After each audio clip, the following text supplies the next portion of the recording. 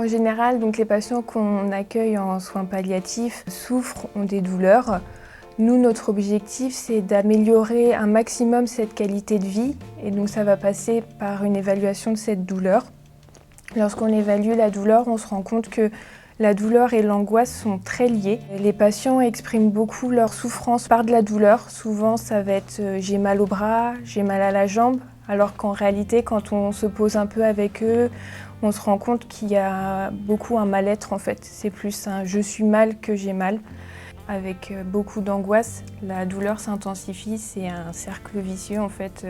Quand il y a la douleur, l'angoisse monte, et vu que l'angoisse monte, la douleur est encore plus intense. Donc c'est pour ça que c'est important d'amener la meilleure qualité de vie possible pour le patient. On se rend beaucoup compte que lorsqu'on traite l'angoisse, qu'on arrive à les rassurer, à leur apporter un environnement plus paisible, la douleur diminue également.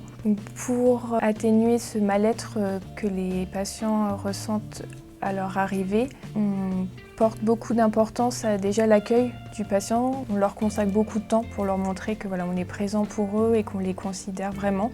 On prend du temps pour eux et pour leur famille par notre écoute ou des moyens tels que le bain thérapeutique, des massages. Essayer que ce soit le plus maison possible en fait, qu'ils se sentent bien. Donc ça c'est très important pour l'angoisse.